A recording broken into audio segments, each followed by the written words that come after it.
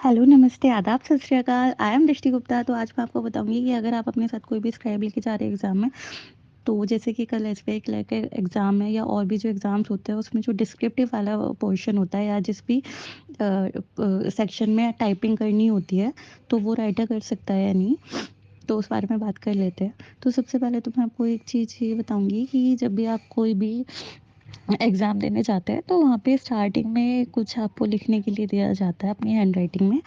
तो बच्चों को कन्फ्यूज़न रहती है कि वो राइटर से लिखवाएँ या फिर खुद लिखें। तो आप उसको ये ध्यान रखें कि आपको वो खुद ही लिखना है, क्योंकि आगे जाके जब आपका डॉक्यूमेंट वेरिफ़िकेशन होता है, तो वो वहाँ पे दोबारा से उस राइटिंग को मैच करने के लिए लिखवाते हैं कि देखते हैं आपसे। तो आप कोशिश कीजिए कि आप वो राइटर आपको बोल दे, लेकिन आपको एटलीस्ट वो अपने आप से ही लिखना है। जब भी आप कोई एग्ज़ाम देने जाएँगे, तो स्टार्टिंग में जब आपका एग्ज़ाम स्टार्ट होगा, तो वहाँ पे आपको कोई 2-4 लाइन्स दे रखी होंगी लिखने के लिए, तो वो आपको अपने आप लिखनी है। और इसके अलावा डिस्क्रिप्टिव या जो भी आप एग्ज़ाम देने जा रहे हैं, जिसमें टाइपिंग वाला टाइपिंग स्पीड माँगी है या फिर डिस्क्रिप्टिव है, तो उसमें वो राइटर लिख सकता है।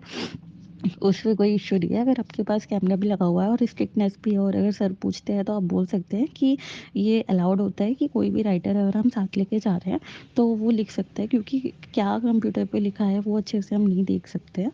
तो इसलिए वो उस राइटर टाइपिंग कर सकता है। तो इस चीज़ के लिए आप क्लियर रहें, क्योंकि आप क्लियर रहेंगे जब भी आप जो आगे आपसे पूछा जाएगा, अगर कोई टीचर आपसे पूछता है, तो आप उनको क्लियरली आंसर दे सकते हैं। वरना इस चीज़ में बहुत ज़्यादा टाइम ख़राब हो जाता है और वो नहीं करने देते हैं, जबकि अलाउड होता है। तो आप इस चीज़ का ध्यान रखिए।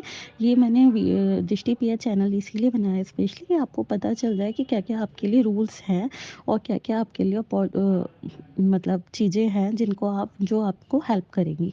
आपको अगर इन चीज़ों के बारे में अच्छे से क्लियरिटी होगी और पता होगा, तभी आप आगे इस बारे में उनको जवाब दे सकते हैं कि ऐसा आपके लिए है, आपकी हेल्प करने के लिए ये सब चीज़ें हैं या नहीं है।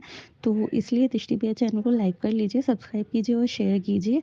और आने वाली और भी वीडियोज़ में जो भी फिज़िकल हैंडीकैप्स की प्रॉब्लम्स हैं, उनके बारे में बात आगे भी होती रहेगी। और आपको भी अगर कोई भी प्रॉब्लम है, तो आप मुझसे कमेंट में पूछ सकते हैं, मैं आपको पक्का रिप्लाई करूँगी। लाइक कीजिए प्लीज़, दृष्टि भैया चैनल को सब्सक्राइब कीजिए और ज़्यादा से ज़्यादा शेयर कीजिए। Bye bye.